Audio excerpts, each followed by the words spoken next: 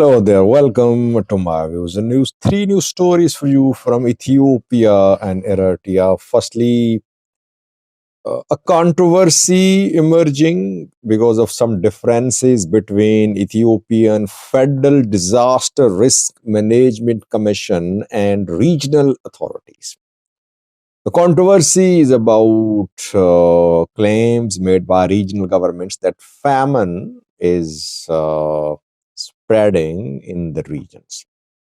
Secondly, Red Sea countries, Red Sea, Gulf of Aden countries have held a meeting.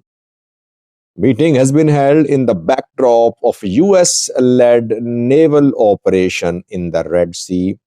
Houthis are attacking commercial ships in the Red Sea. Yesterday, they attacked two ships. Eritrean representative at this meeting criticized regional and foreign interventions in the Red Sea. Thirdly, a video in circulation in social media showing an attempt of mediation by religious elders between Fano fighters and Ethiopian government. What happened when the religious leaders went to meet some Fano commanders? They were protected by militia members. Details for you in this video. Firstly, viewers, people are dying of hunger in at least two regions of Ethiopia. Regional authorities have confirmed in the past few weeks that deaths from hunger are happening, and the regions are saying that famine is starting in some parts of the regions, but Federal Disaster Risk Management Commission disagrees with this claim that drought has led to famine. The Federal Disaster Risk Management Commission says that some areas are affected by drought. Yes, but incorrect reporting is being made about famine. There is no famine.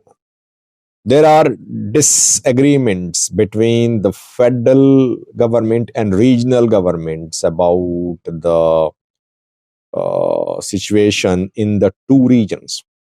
Tigray regional authorities in the past few days reported that people died of hunger. They died of hunger because they could not get enough food. USAID, World Food Program, have resumed supply of food aid to parts of Tigray, but still 100% resumption has not happened so far. Then we saw several reports from Amhara regional government officials. They also reported deaths from hunger. They said people died of hunger in Agwavi zone, in North Gondar, in Voghemra. Dozens died because of lack of food. So people are dying of hunger, but federal government does not want to acknowledge that there is a famine. Federal government says there is only drought. Regional governments are looking towards aid organizations, USAID, World Food Program. Situation is alarming, especially in Tigray and some parts of the Amhara. By the way, Amhara is also a destabilized region now, humanitarian situation-wise, because of fighting ongoing in different parts of the region. Aid organizations have limited access. International media has limited access. Numerous organizations have almost no access to the Amhara region. Region is under a blockade to some extent, you can say, though it's not a Tigray-like blockade, obviously. Both regions are faced with humanitarian crisis. Federal government is reluctant to acknowledge the gravity of the situation in the two regions.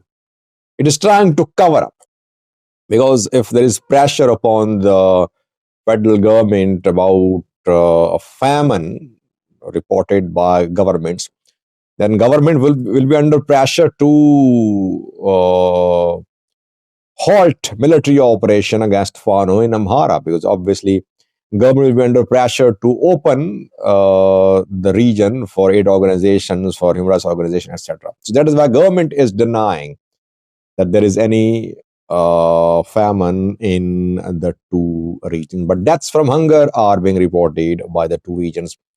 And World Food Program chief this week spoke, and he also highlighted the gravity of humanitarian situation in both regions, Tigray and Amhara. Secondly, viewers, the Red Sea countries, Gulf of Aden countries decided against joining US-led naval operation against Houthi fighters. We know that they are trying to come up with their own uh, plan, their own mechanism to protect the waters of Red Sea. We know that in the Red Sea, Houthi fighters are attacking commercial ships. Houthi fighters backed by Iran are trying to hurt Israel. Not just Israel, now other ships are also being targeted. Yesterday, Houthi fighters attacked two ships, one with Norwegian flag, other with Indian flag. US-led naval operation in the Red Sea is ongoing. 10 countries are part of this operation. EU has joined too, I think, as well. But no Red Sea country is part of this naval force established to protect the Red Sea and the Gulf of Aden. Red Sea countries have held a meeting. Saudi Arabia, UAE, not UAE, Saudi Arabia, Eritrea, Djibouti, Somalia, etc. They have held a meeting, and their Eritrean representative spoke. An Eritrean representative criticized regional and international interventions in the Red Sea, and he said that Red Sea countries should focus on forming a joint force to patrol the waters to protect the territorial integrity and sovereignty, and unnecessary meddling with the matters of Red Sea countries by other powers is ongoing. It should not be tolerated.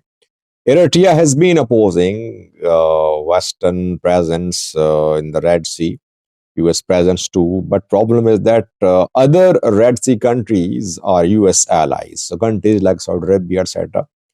They're not in a position to confront US and Western powers. It means that now Red Sea countries are not in a position to establish a naval force to take on US-led naval force. And secondly, Red Sea countries don't want to pit themselves against Houthis. Now, the fight in the Red Sea is between Houthis and US-led coalition. Red Sea countries want to remain at a distance. They don't want to be involved in this conflict. Houthis are continuing their attacks. I think yesterday, a US destroyer downed several drones fired from Yemen by Houthi fighters. And then some ballistic missiles were also fired from Yemen by Houthis to target some ships in the Red Sea. As I said earlier, two ships under the flags of Norway and India were hit yesterday. So this is the situation in the Red Sea where Western powers, US, they have seized the waters of Red Sea, you can say. Red Sea countries are not there, nowhere to be seen, it seems. Thirdly, there was a video in circulation in social media showing an attempt by religious leaders to mediate between Fano fighters and Ethiopian government. The video was reportedly recorded in Gurjam, some say in Gondar, but no exact details about the location of the video.